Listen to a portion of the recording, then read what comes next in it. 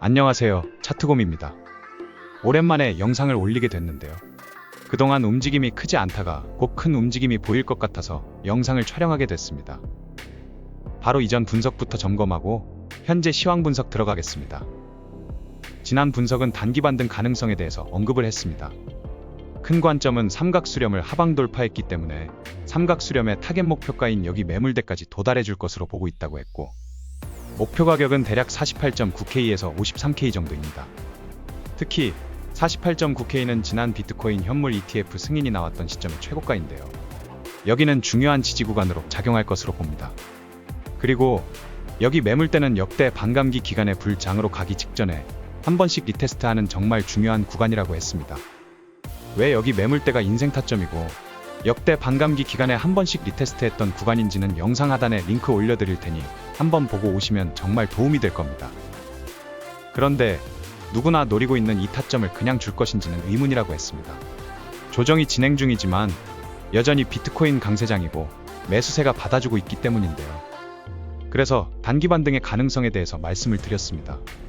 단기 반등을 하게 된다면 위에 추세선이 중요한데, 돌파해 줄 것이면 여기를 강하게 돌파해 주거나 최소한 저항이 나오는 그림을 말씀드렸습니다. 제가 곧 큰 움직임이 나올 것 같다고 말씀드렸는데요.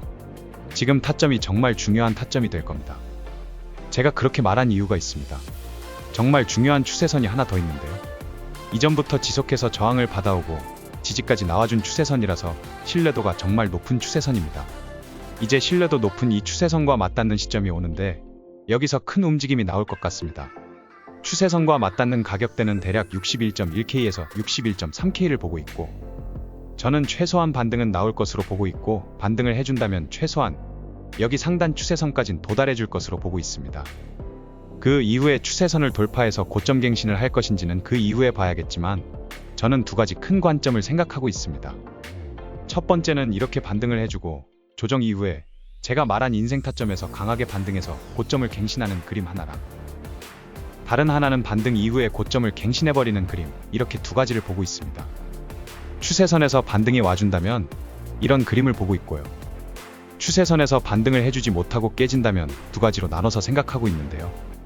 첫 번째는 지금 이 조정이 채널 관점으로 진행되고 있는데 채널 하단 추세선에서 반등이 나와주는 그림을 보고 있고, 두 번째는 채널을 하방 돌파해서 인생 타점으로 표시된 음영박스, 여기 구간에서 반등을 해줄 것으로 보고 있습니다. 경우의 수를 나눴지만 가장 중요한 쟁점은 추세선 하방 이탈이 확실하다면 채널 관점에서 매매를 해보는 것이 유리하다는 생각입니다. 이유는 당연히 채널 관점은 하단 채널을 벗어나는 시점에서 타점과 손절 시점이 명확해지기 때문입니다. 분석은 이 정도로 마무리하고 이번 주 굉장히 중요한 경제지표 일정이 예정되어 있습니다. 첫 번째는 미국 금리 결정, 즉 FOMC입니다.